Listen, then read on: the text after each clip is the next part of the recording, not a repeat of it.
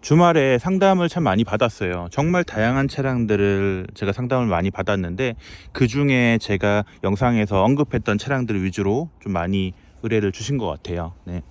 지금 앞에 있는 BMW X5 차량 같은 경우도 의뢰를 주셨었거든요.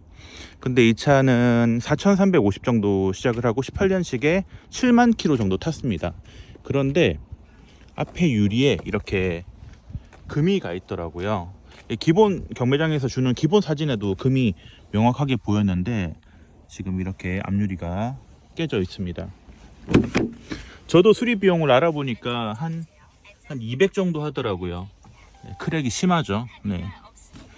이 정도면 당연히 복원도 안 되고 무조건 교체인데, 네, 한 200 정도 한다고 생각하고 4,350이니까 유찰 될 수도 있을 것 같아요. 일단은 상담하신 분은 교체 비용이 너무 높아서 이제 안 하시기로 하셨는데, 제네시스 뭐 G80이나 이런 급들도 기본적으로 앞유리 한 100만 원씩 하거든요. 90에서 100만 원 정도 하는데, 썬루프 같은 경우가 이번에 더 K9 같은 경우 한번 교체 알아보니까 썬루프가 의외로 비용이 그렇게 높진 않더라고요. 한 40 정도? 35에서 40 정도면 썬루프 앞유리, 이제 움직이는 무빙 유리, 이제 썬루프 같은 경우는 여기 유리, 무빙 유리 다르거든요. 네, 무빙 유리가 조금 더 높은데, 뭐 전체 다 하면 한 뭐 7, 80 되겠지만, 여기 무빙 유리만 교체한다고 하면 35에서 40 정도? 네, 공인 포함해서 견적을 확인했습니다.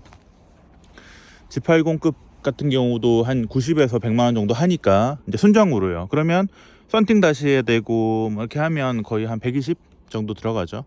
그렇기 때문에 이제 앞유리 깨지면 그거 가격을 감안해야 되거든요. 네. 뭐 이렇게 아이오닉이나 뭐 트렉스나 뭐 소나타나 이렇게 조금 작은 차들은 앞유리가 한 30, 40 정도? 더 뉴 그랜저 알아보니까 그때 하이브리드 차량 앞유리 교체했을 때가 한 50 정도 했거든요. 네. 플러스 한 20에서 25 정도? 네, 선팅 비용까지. 네. 그렇게 생각하시면 될 것 같습니다. 제가 이렇게 영상을 찍으면서 뭐 이런저런 여러분들이 아시면 좋은 내용들도 조금 이렇게 설명을 드릴게요. 그런 것들이 여러분들에게 좀 도움이 많이 되실 것 같아서, 네, 사실 저는 차를 굉장히 좋아하는 사람이니까 제가 이 일을 하지만, 네, 제 정보를 드리는 것도 기쁨입니다. 자, K8 같은 경우도 하이브리드 지금 이슈가 있어서 의뢰가 없을 줄 알았는데 그래도 꾸준하게 오더라고요. 뭐 자발적 리콜이, 네, 있을 것 같아요. 현대기아 차들 지금 하이브리드 뭐 그랜저랑 그리고 소렌토 빼고는 거의 다 리콜 들어가는 것 같은데, 네, 리콜이라고 뭐 특별하게 엄청 나쁘다고 생각하시기보다는 뭐 품질이 개선된다고 생각하시는 인식도 좀 괜찮은 것 같습니다. 네. 어떤 차량을 가지고 이렇게 폄하하는 내용들의 댓글을 참 많이 보는데, 사실 차주들이 얘기하기보다 차주가 아닌 분들이 얘기하는 경우가 훨씬 더 많아요. 그냥 카더라, 이렇게 이렇다더라 저렇다더라. 실제로 운행해보면 다른 경우도 많거든요. 네. 저도 GV80을 실제로 운행을 해보니까, 네, 제가 들은 바와는 좀 많이 달랐습니다. 펠리세이드도 주행 중에 버튼 잘못 누르면 시동 꺼진다고 했는데 전혀 상관없고 바로 멘트 뜨거든요. 네, 주행 중에는 이렇게 버튼이 인식이 안 된다는 멘트가 바로 뜨거든요. 흠을 잡으려고 하면 카니발이라고 단점이 없고 뭐 니로라고 단점이 없고, 네, 단점은 사실 다 있어요. 단점이 없는 차는 없다고 생각을 하고 있습니다. 차를 참 다양하게 많이 보다 보니까 이 차는 좀 이런 부분이 좋지만 이런 부분도 단점이 있고, 근데 사람도 그렇잖아요. 사람도 이런 장점이 있지만 이런 또 단점이 있고, 완벽한 사람은 없듯이 기계도 좀 그렇다고 보시면 그냥 속이 편하실 것 같습니다. K9 같은 경우도 법인 전용 차량을 찾으시는 분들이 계세요.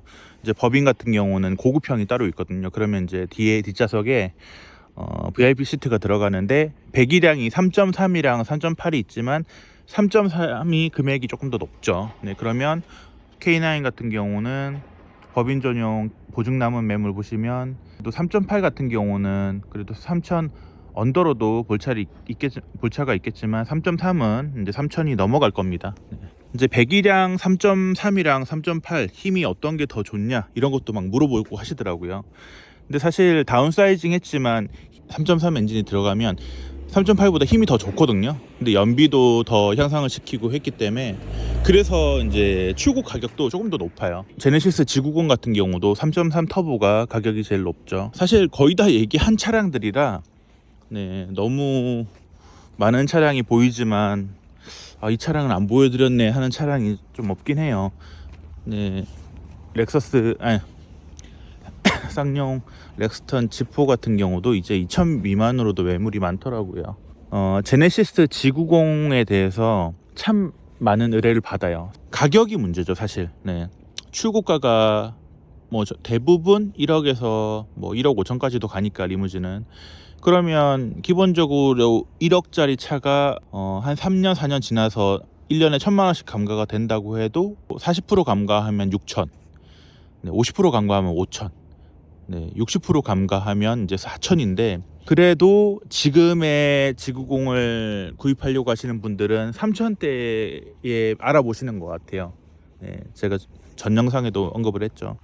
근데 대부분 조금 키로수도 괜찮고 등급이 높고 뭐 프레스티지라든지 네, 프리미엄 럭셔리라든지 네. 그러다 보면 4천은 다 넘죠. 4천에서 5천, 5천 그 이상도 뭐 키로수 적은 매물들이 많은데 G90 같은 경우는 이제 뒷좌석 이제 VIP 시트, 후면 모니터는 사실 크게 의미를 두시진 않고 이 VIP 시트가 들어갔는지, 고스트 크로징이 들어갔는지, 네. 썬루프도 사실 이게 파노라마가 아니고 인슬라이드라 뭐 크게 이렇게 개의치는 않으시는 것 같고, 네, 그렇습니다. 프리미엄 럭셔리랑 뭐 프레스티지랑 뭐 사실 뭐 큰 차이라기보다 세부적인 옵션들의 차이겠죠. 네, 정말 디테일한. 근데 그 세부적인 옵션이 나에게는 꼭 필요한 옵션이면 그만큼의 금액을 투자할 가치가 있다고 생각을 합니다. 올류 G80 같은 경우도 지금 3천 후반으로도 매물이 있더라고요. 3천 후반으로도 매물이 있고 조금 이렇게 파퓰러도 좀 빠지고 여러 가지 조정하면 네, 키로수 적은 매물도 구하실 수 있고, 이제 더뉴 카니발 하이 리무진 같은 경우도 매물이 쏠쏠하게 나오는데 대부분 유찰이더라고요. 이게 가격 자체가 지금 연식도 얼마 안 됐고 키로수도 얼마 안 탄 차량들, 네. 자, 이렇게 엄청나게 실내가 되어 있습니다. 더뉴 카니발 하이 리무진이랑 네, 이번에 KA4 리무진은 좀 퀄리티가 좀 많이 다르긴 하죠. 그러다 보니까 얘네가 대부분 5천이 넘어요. 네. 5천에서 6천 사이 정도다 보니까 쉽게 구입을 못 하시는 것 같아요. 그랜저 IG 10만 킬로 넘는 매물 중에 그랜저 IG 한 1,300으로 살 수 있어요, 뭐 1,000만 원으로 살 수 있어요, 이렇게 물어보시는 분들 꽤 있으시거든요. 자, 그랜저 IG 1,000만 원에 살 수는 없습니다. 1,300까지는 제가 어떻게 해볼 수 있어요. 키로수 10만 이상 올리고, 그리고 가솔린 피하고, 네, 가스차로. 네. 그랜저 IG 가스차 괜찮아요? 라고 물어보시는데 타보신 분들은 대부분 굉장히 만족하십니다. 근데 가솔린이랑 뭐 LPG 3.0 LPG 내구성이라든지 성능 괜찮기 때문에 거래가 많이 되거든요. 염려 안 하셔도 될 것 같고, 일단 내 예산에 뭔가 차량을 맞추려고 하시면 키로수 같은 경우는 조금 양보를 하셔야 되고, 네, 10만 킬로 당연히 넘어야 되고, 옵션 등급도 네, 모던 보셔야죠. 아니면 모던 베이직, 제일 낮은 트림이라도 보셔야 되고, 키로수도 13만 이상 이렇게 보시면 이제 1300 정도도 타실 수 있는 차들이 나올 겁니다. 네.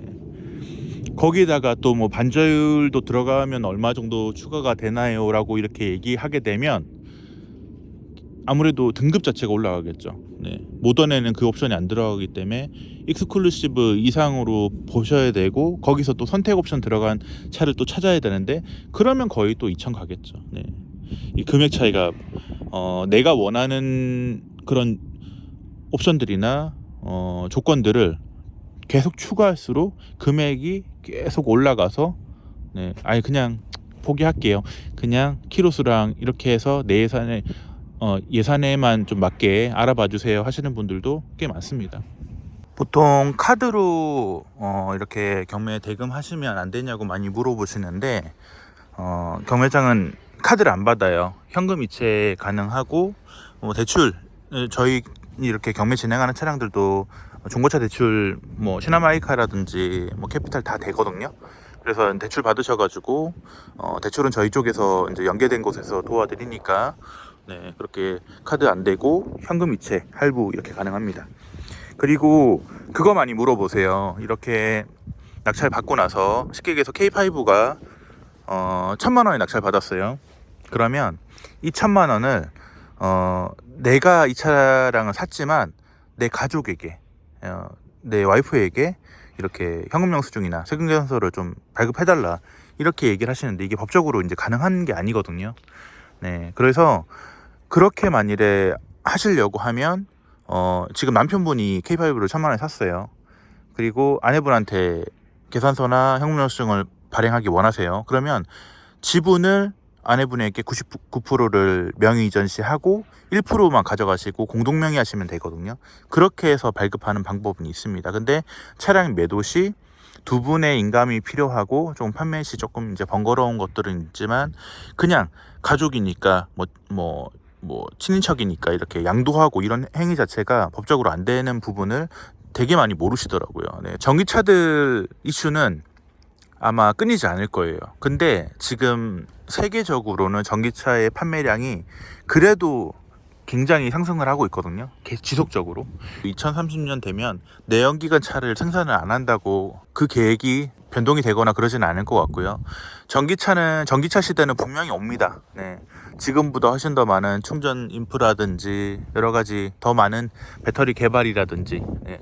더 많은 주행 가는 거리를 갈 수 있는 기술력이 나오겠죠. 네. 내가 언제쯤 전기차를 사야 될까라고 많이 고민을 하시지만 그래서 좀 애매하니까 하이브리드를 좀 많이 사시는 것 같기도 하고 네, 저 역시도 지금 당장 전기차를 사려고 하면 세컨카로 밖에 생각을 못 할 것 같아요. 왜냐하면 저는 가는 거리가 워낙 많으니까 만일에 제가 이 바쁜 일정에서 충전하는 그 시간에 너무 많은 시간을 소요하게 된다면 업무적으로 굉장히 손실이 많겠죠. 유지비적으로나 지금 정부에서 보조금도 막 확대하고 막 장려하잖아요. 계속 쉽게 얘기해서 모하비를 2,500에 접수한다. 저는 2,500에 절대 넣지 않습니다. 왜냐하면 0 단위로 넣으면 입찰 버튼 방식이기 때문에 한두 번 더 안 누르면 실패할 확률이 굉장히 높아요. 그러면 00 단위가 아닌 2,520, 2,530 이런 식으로 접수를 넣어야 그나마 조금이나마 낙찰 확률이 좀 더 높거든요.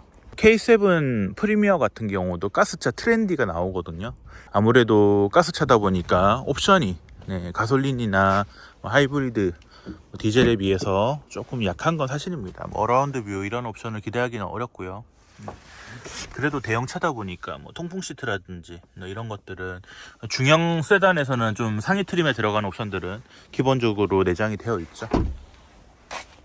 현실적으로 제일 많이 부담 없이 구입하시고 하는 차량이 K7이랑 그랜저 IG급이기 때문에 이 두 차량을 놓고 생각하신다고 하면 가스차도 워낙 좋고 가솔린, 디젤, 하이브리드 하이브리드가 가격이 제일 높긴 하지만 가성비는 충분히 좋습니다. 소나타 DM8, K7 프리미어 저 같은 경우는 소나타 DM8을 굉장히 많이 밀고 있어요. 왜냐하면 지금 제가 생각했을 때는 가격적으로 많이 빠졌고 예전에는 1,000 후반, 2,000 이상 넘어갔던 매물이 지금은 1,600, 1,700 이렇게도 사실 수 있는 매물들이 있으니까 이제 가스차 스마트 그리고 이렇게 외장 같은 경우가 흰색이 제일 높다고 했잖아요. 흰색 들어가고 그리고 스마트 정도라고 하면 버튼 시동에 통풍 시트는 없어도 가스차니까 여선 시트, 핸들 열선, 순정 내비, 후방 카메라 정도 있는 차가 그래도 1,600 정도 좌우 1,600 조금 넘을 수도 있겠지만 그 정도면 사실 수 있다는 것 자체가 신형 가스차를 도넛으로 매립되어 있는 트렁크 공간까지 확보된 중형 가스차를 사실 수 있다는 메리트가 상당한 것 같습니다.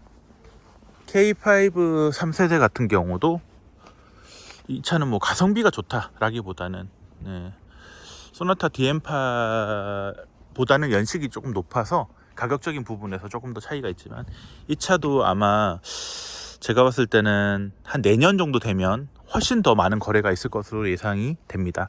뉴라이즈는 매물이 없어서 거래가 많이 안 되죠. 소렌토 같은 경우도 MQ4 소렌토가 정말 요즘에 참 시세가 참 어려워요.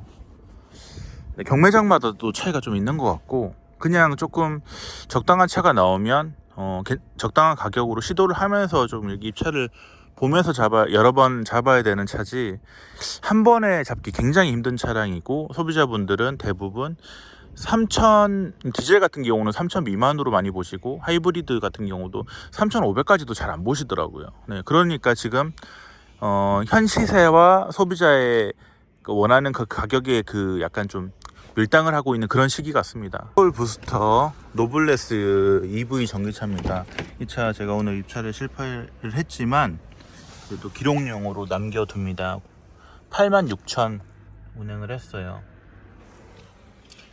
이제 헤드업도 들어갑니다. 전자식 파킹이랑 뭐 통풍 시트, 순정 내비, 유보, 전동 시트 이렇게 들어가는데, 시작가 한 1,500 정도 두니까 입찰 많이 보더라고요. 제가 말씀드렸죠. 경쟁을 부추기는 경매장이라 확실히 시원하게 떨어졌는데, 저는 1,915까지 입찰 받거든요. 근데 2,000이 넘어간 것 같습니다. 한 10만 넘어야 2,000 정도 되나봐요.